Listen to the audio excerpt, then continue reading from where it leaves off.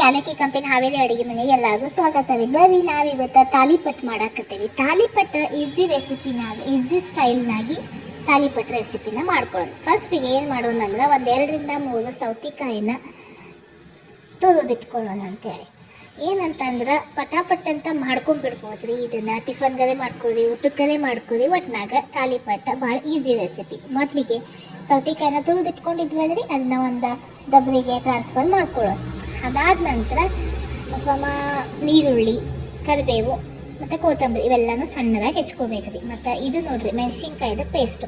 ಮತ್ತು ಇದಕ್ಕೆ ಯಾವ ಹಿಟ್ಟು ಅಂದ್ರೆ ಅಕ್ಕಿ ಹಿಟ್ಟು.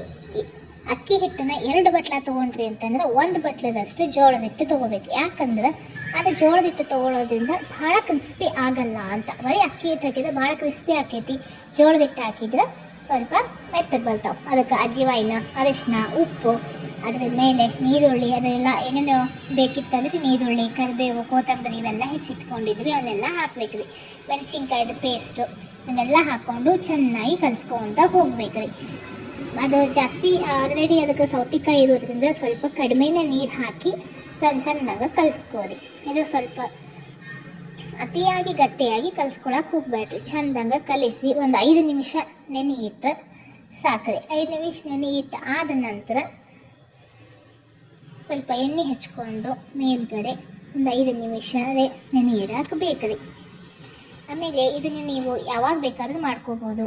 ಬೆಳಿಗ್ಗೆ, ಮಧ್ಯಾಹ್ನ ಯಾವಾಗಾದರೂ ಮಾಡ್ಕೊಂಡು ಟಿಫನ್ಗರೆ ಮಾಡ್ಕೊರಿ, ಊಟಕ್ಕರೆ ಮಾಡ್ಕೊರಿ. ಸ್ವಲ್ಪ ಅಷ್ಟೊತ್ತಿಗೆ ಒಂದು ಒಗ್ಗರಣೆ ಹಿಡಿದು ಹಾಕ್ತೇವಲ್ರಿ, ಅಂತಾನು ಬುಟ್ಟಿ ತೊಗೊಂಡು ಅದಕ್ಕೆ ಎಣ್ಣೆ ಹಚ್ಚಿ ಅದನ್ನು ಸಣ್ಣಾಗಿ ಒತ್ಕೊಂತ ಬರಬೇಕ್ರಿ. ರೌಂಡ್ ಶೇಪ್ ಆಗ್ತೈತ್ರಿ. ತಾಲಿಪಟ್ಟು ತಟ್ಕೊಂತ ಬರಬೇಕು ರೀ. ಇದಕ್ಕೆ ಒಂದು ಸ್ವಲ್ಪ ಖಾರದ ಚಟ್ನಿನೋ, ಗುರೆಳ್ಳು ಚಟ್ನಿನೋ, ಅದ್ರ ಜೊತೆ ಮೊಸರು ಇದೆಲ್ಲ ಇದ್ದು ಬಿಟ್ರೆ ಭಾರಿ ರುಚಿ ಆಗ್ತೈತ್ರಿ.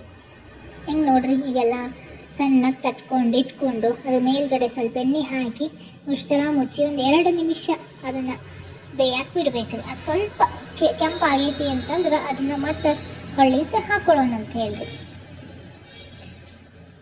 ಹಾಕೋದಕ್ಕೆ ಹೊಳ್ಳಿಸಿ ಹಾಕೊಳ್ಳೋಣ ಅಂತ್ರಿ.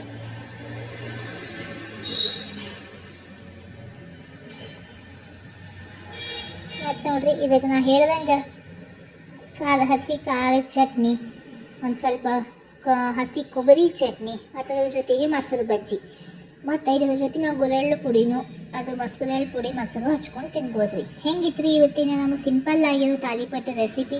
ನೀವು ಮನೆ ಮಂದಿ ಮಾಡಿಕೊಡ್ರಿ. ಹೆಂಗಾಗೈತಿ ಅಂತ ಕಮೆಂಟ್ ಮೂಲಕ ತಿಳಿಸ್ರಿ. ಭಾಳ ಈಸಿ ಆಗೈತಿ, ಎಲ್ಲರೂ ಮಾಡ್ಬೋದು ಅಂತ ಹೇಳ್ತಾ ನೆಕ್ಸ್ಟ್ ವಿಡಿಯೋದಾಗ ಇನ್ನೂ ಹೊಸ ರೆಸಿಪಿಯೊಂದಿಗೆ ನಾವು ನಿಮ್ಮ ಮುಂದೆ ಬರ್ತೀವಿ ಅಂತ ಹೇಳ್ತಾ ಇಲ್ಲಿಗೆ ಮುಗಿಸ್ತೀನಿ. ಟೇಕ್ ಕೇರ್, ಬಾಯ್.